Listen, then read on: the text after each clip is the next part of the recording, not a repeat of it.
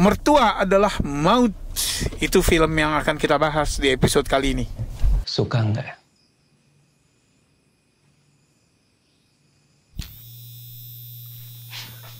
Bisa liar-liaran kita malam ini, Nak. Fokus. Ngomongin film bersama Bayu dan Edoy.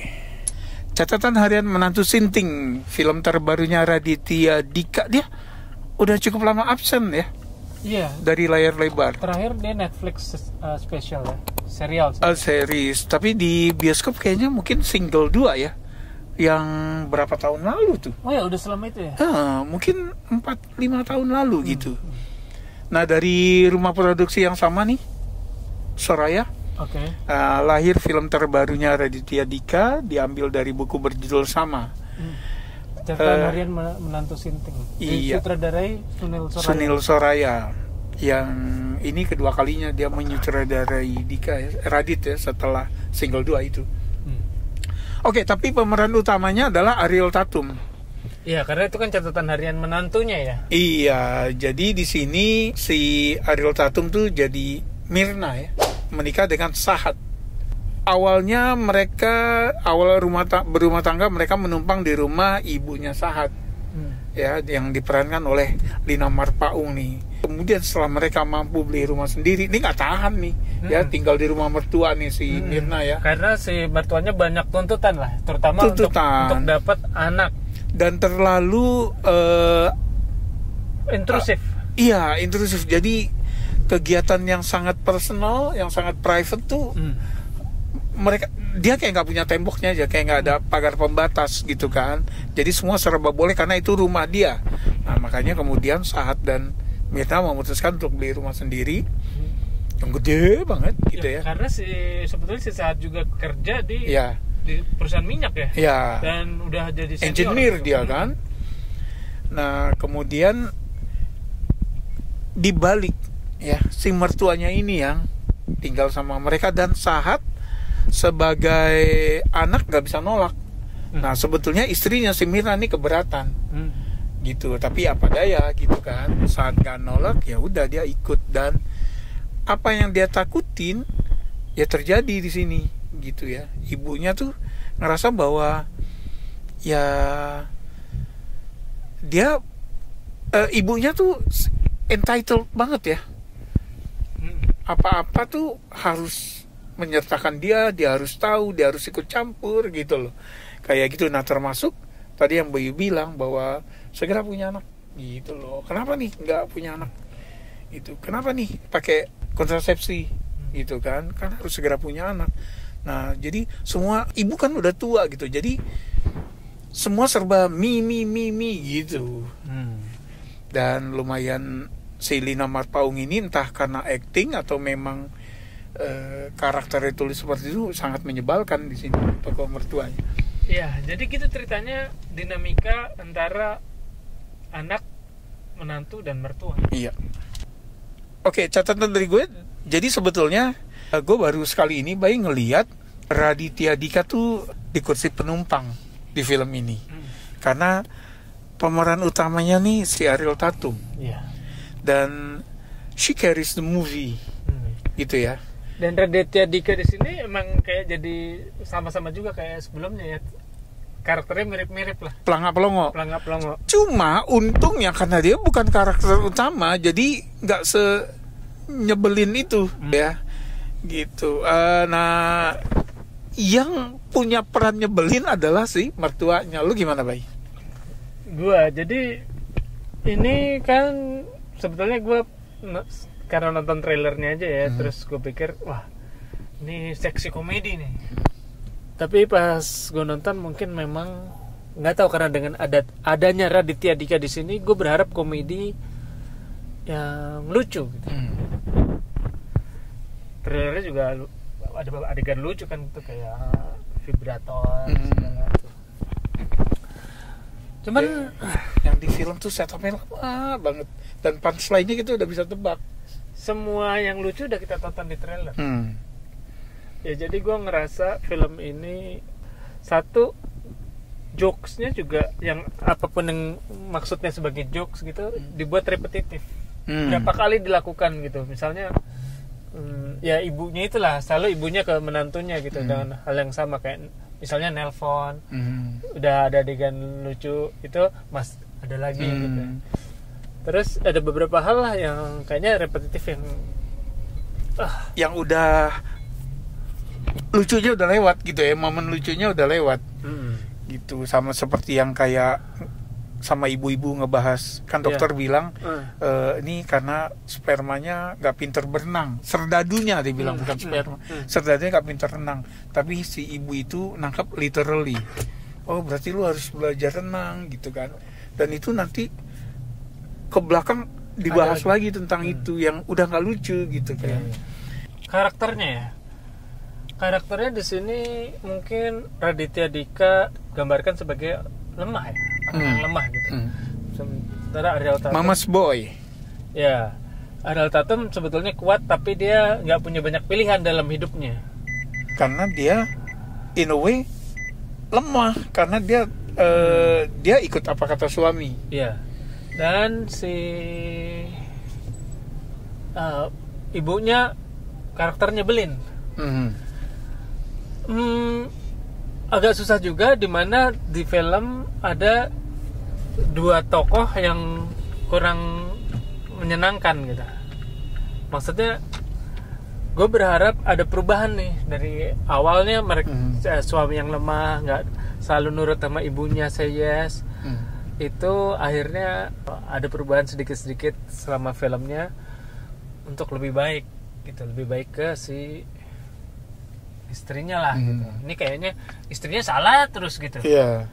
Begitupun ibunya yang terlalu keras, kedaerahannya, egois. Egois itu gue berharap juga bisa berubah sampai akhir gitu.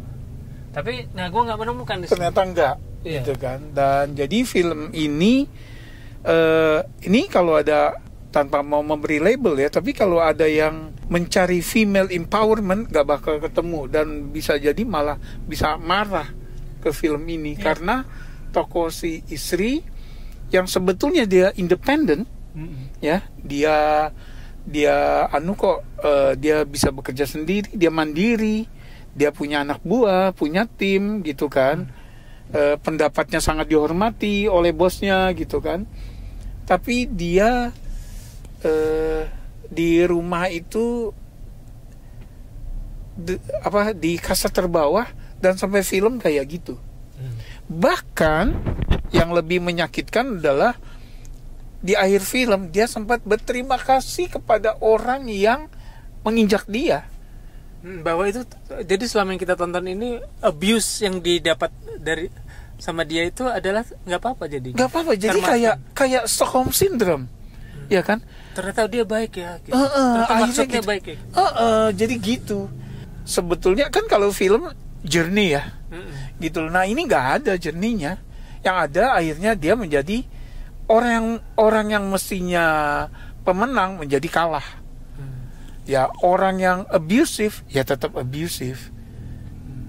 Gitu. Orang yang pelangap-pelongo tetap pelangap-pelongo sampai akhir film. Yang gue kasihan adalah anaknya yang lahir itu.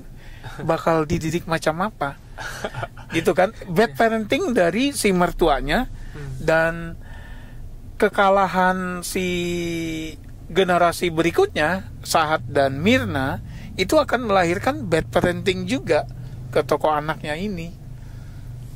Iya.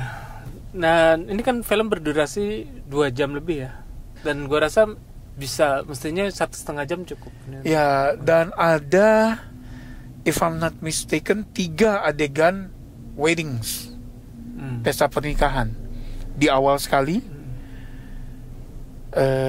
dan ada pesta lagi di kondangan kondangan yang dia baru tahu bahwa dia hamil, kemudian pas di wedding ketiga, di pesta ketiga, dia melahirkan.